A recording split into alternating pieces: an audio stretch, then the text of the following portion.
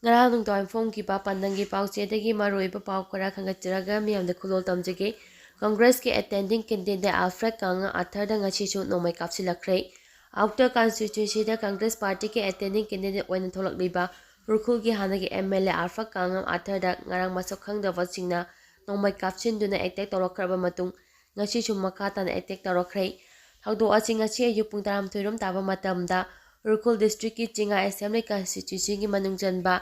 Tainem Village Lok Sabha Mikhal ki campaign meeting tawringa da thokibani thawdok thokfamdagi phangba pawda hairibadi khul asida Alfred na mahaki worker singa loinana khul aduda Mikhal gi meeting tawringa da khanghoduna masak khangdaba miyoi kharana nongmei round kaya meeting pangthokliba hall gi mapanda kaptuna akki akang pirakibani adubu thawdo aduda Alfred te aso apan nanghodre hari hiram asiga mari lenina Manipur Pradesh Congress Committee ki maikaidagi state asigi chief election officer da ai pachero ama pichinduna editing candidate asigi punchida singnarakliba asidagi ngakthoknaba thabak lakhotpiu haina sitaksingkre hari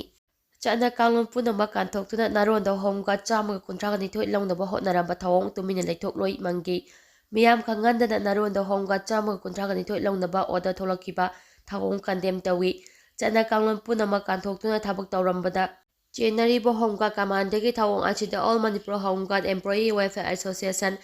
MIGWA na tumina khaklai tholoi haina association asigi president Yengbe Mangkina Fongdorakli Luwang Sabha Maya Lekai da Laiba Association asigi office da ngasi pawmisinga unaba amada Wai Mangkina Fongdokhibada state asigi oina lariba mathau taba Home Guard ki awapa masing menkhatnaba lenga amadi mari leinaba department ta matang kayadagi association achina taknaduna lagli Thabaktagi pothakrabasing amadi leikhidrabasing awatpa adu menkhatnaba process lakhotpa leiri tabadagi association asigi miyamna nungaipa poknakhi awatpasing asi menkhatnaba kanglon chumna thabak lobinaba chief minister da jiro pisinduna khagankiba leikhrei masigi matung home department na su DGP da recruitment process chumna tawnaba khagankiba leikhi mahakna makha taraduna kibine na awatpa homga chamaga chupna ahum lawnaba advertisement tholakani haina ngainari ngai jarakta Naronda Homga Chama Kuntraga Nithoi Longnaba order thoklamba achima laibak thibani thawng achi akanba maungda yaningdei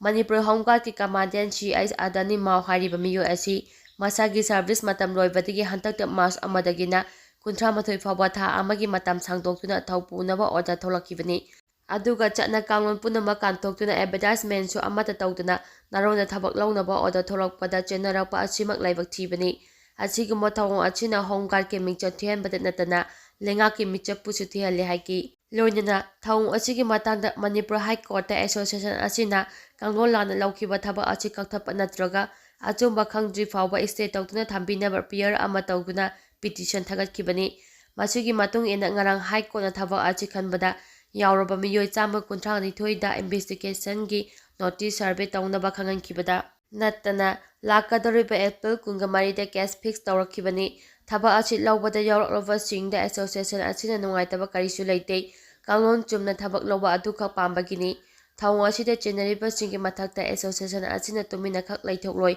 haina chu wai mangina phongdokhi miyoi ahum athupuda thadokadabani hajuna maira leli chakre NIA fajingkiba pambaina luchingba UNLF ki army chief yauna miyoi ahum athuba matamda condition yauduna thadokwa amadi State asida thokriba irang atuba matamda lengang lochilo haiduna Kakching district ki Sugunu Kendra ki tunga-tunga mafamda ngarang numidang mairagi leli chatuna kongjang sangsingkrei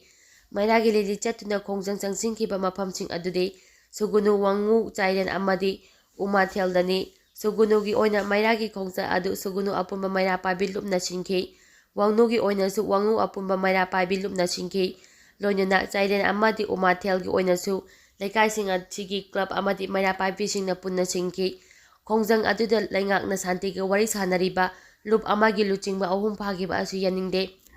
Pistoki wahan thokangdana NIA na chatharakliba thawong achina state achida makhatana kanagumba lup amatana santigi lambida laktanabagi amacha ama oire maram achina India amadi Manipur laingakna fajingkiba miyoi ahumma condition yaukina thadu amadi state achida thokliba tha tara hellaba irang achuba laingakna thamoi sengna hotnaduna Athuba matamda warusin purau maduna taba tarapati state asida hena kanba irang kaya laknabagi macha ama oire haiki bom thamnamagi mayokta wakat mifam chathakhrei khurai sarjo laikai pawnam lairakta leiba ꯈꯣꯡꯅꯥꯡ ꯊꯥꯕ university campus ꯃꯅꯨꯡꯗ ꯃꯁꯛ ꯈꯪꯗꯕꯁꯤꯡꯅ bomb ꯊꯝꯖꯤꯜꯂꯝꯗꯨꯅ ꯑꯀꯤ ꯑꯈꯪ ꯄꯤꯔꯝꯕꯒꯤ ꯃꯥꯌꯣꯛꯇ university ꯑꯁꯤꯒꯤ ꯑꯣꯖꯥ, ꯃꯍꯩꯔꯣꯏ ꯑꯃꯗꯤ ꯂꯩꯀꯥꯏ ꯃꯤꯌꯥꯝꯅ ꯋꯥꯀꯠ ꯃꯤꯐꯝ ꯆꯠꯊꯈ꯭ꯔꯦ꯫ ꯃꯤꯐꯝ ꯑꯗꯨꯗ ꯁꯔꯨꯛ ꯌꯥꯈꯤꯕ ꯌꯨꯅꯤꯚꯔꯁꯤꯇꯤ ꯑꯁꯤꯒꯤ ꯃꯍꯩꯔꯣꯏ ꯁꯨꯈꯥꯝ ꯀꯔꯅꯖꯤꯠꯅ ꯍꯥꯏ ꯃꯃꯥꯡ ꯆꯍꯤꯒꯤ ꯃꯦ 3ꯗꯒꯤ ꯂꯦꯞꯇꯅ ꯆꯠꯊꯔꯛꯂꯤꯕ ꯏꯔꯥꯡ ꯑꯁꯤꯅ ꯃꯔꯝ ꯑꯣꯏꯔꯒ ꯃꯇꯝ ꯀꯌꯥ ꯃꯍꯩ ꯇꯝꯕ ꯐꯪꯂꯨꯗ꯭ꯔꯕ ꯃꯇꯨꯡ ꯅꯧꯅ ꯃꯍꯩ ꯇꯝꯕ ꯍꯧꯔꯛꯂꯤꯕ ꯆꯩꯔꯛ ꯑꯁꯤꯗ ꯃꯍꯩꯔꯣꯏꯁꯤꯡꯕꯨ ꯑꯀꯤ ꯑꯈꯪ ꯄꯤꯕꯒꯤ ꯊꯧꯑꯣꯡ ꯆꯠꯊꯔꯝꯕ ꯌꯥꯅꯤꯡꯗꯦ ꯍꯥꯏꯈꯤ꯫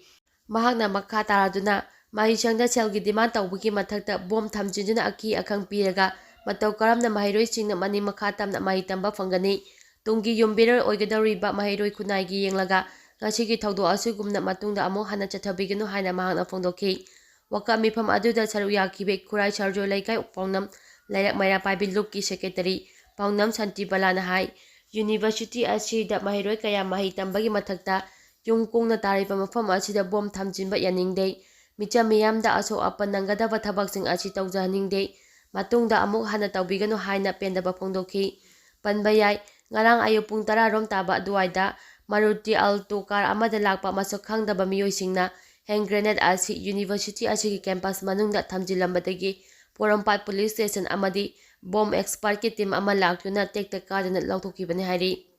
ꯑꯆꯦꯠꯄ ꯐꯤꯔꯦꯞ ꯑꯃ ꯂꯧꯗꯨꯅ ꯊꯦꯡꯅꯃꯤꯟꯅꯁꯤ MIYC ꯐꯨꯔꯨꯞ ꯑꯁꯤꯒꯤ ꯑꯣꯏꯅ ꯁꯤꯡꯅꯔꯛꯂꯤꯕ ꯀꯌꯥ ꯑꯁꯤ ꯑꯩꯈꯣꯏꯒꯤ ꯃꯤꯌꯥꯝꯅ ꯋꯥꯈꯜ ꯇꯥꯅ ꯈꯟꯊꯔꯒ ꯑꯆꯦꯠꯄ ꯐꯤꯔꯦꯞ ꯑꯃ ꯂꯧꯗꯨꯅ ꯊꯦꯡꯅꯕ ꯆꯨꯝꯒꯅꯤ ꯍꯥꯏꯅ ꯃꯅꯤꯄꯨꯔ ꯏꯟꯇꯔꯅꯦꯁꯅꯦꯜ ꯌꯨꯊ ꯁꯦꯟꯇꯔ MIYCꯅ ꯐꯣꯡꯗꯣꯔꯛꯂꯤ꯫ ꯐꯨꯔꯨꯞ ꯑꯁꯤꯒꯤ ꯁꯤꯡꯅꯔꯛꯂꯤꯕ ꯀꯌꯥ ꯋꯥꯈꯜ ꯇꯥꯅ ꯈꯟꯊꯔꯒ ꯄꯨꯟꯅ ꯊꯦꯡꯅꯃꯤꯟꯅꯁꯤ꯫ ꯑꯩꯈꯣꯏꯒꯤ ꯂꯩꯉꯥꯛ ꯑꯁꯤ ꯃꯤꯌꯥꯝꯒꯤ ꯑꯄꯥꯝꯕꯗ ꯊꯕꯛ ꯇꯧꯗꯕ ꯌꯥꯔꯣꯏ ꯍꯥꯏꯗꯨꯅ ꯂꯦꯞꯇꯅ ꯇꯛꯁꯤꯟꯕ ꯂꯥꯎꯕ ꯆꯪꯏ꯫ ꯉꯥꯏꯍꯥꯛ ꯉꯥꯏꯍꯥꯛꯀꯤ ꯑꯣꯏꯕ ꯄꯣꯂꯤꯇꯤꯀꯦꯜꯒꯤ ꯚꯥꯁꯟꯗ ꯊꯥꯖꯗꯨꯅ ꯃꯤꯆꯝ ꯃꯌꯥꯝ ꯑꯩꯈꯣꯏꯅ ꯄꯪꯊꯗꯨꯅ ꯂꯩꯊꯣꯛꯄꯗꯤ ꯆꯨꯝꯂꯣꯏ꯫ ꯍꯧꯖꯤꯛ ꯑꯩꯈꯣꯏꯅ ꯁꯥꯡꯂꯕ ꯇꯨꯡꯂꯝꯆꯠ ꯑꯃꯒꯤꯗꯃꯛ ꯄꯥꯛ ꯁꯟꯅ ꯃꯤꯠꯌꯦꯡ ꯌꯦꯡꯗꯨꯅ ꯊꯦꯡꯅꯕ ꯆꯨꯝꯒꯅꯤ꯫ ꯂꯩꯔꯤꯕ ꯄ꯭ꯔꯣꯕ꯭ꯂꯦꯝꯁꯤꯡ ꯑꯁꯤ ꯃꯥꯂꯦꯝꯒꯤ ꯑꯣꯏꯕ ꯆꯠꯅ ꯄꯊꯥꯞ ꯏꯟꯇꯔꯅꯦꯁꯅꯦꯜ ꯂꯣꯒꯤ ꯃꯈꯥꯗꯁꯨ ꯑꯩꯈꯣꯏꯅ ꯀꯔꯝꯅ ꯊꯦꯡꯅꯕ ꯌꯥꯒꯗꯒꯦ ꯍꯥꯏꯕ ꯂꯝꯕꯤ ꯑꯁꯤꯗꯁꯨ ꯑꯩꯈꯣꯏ ꯃꯤꯌꯥꯝꯅ ꯃꯤꯠꯌꯦꯡ ꯊꯝꯕ ꯆꯨꯝꯒꯅꯤ ꯍꯥꯏꯔꯤ꯫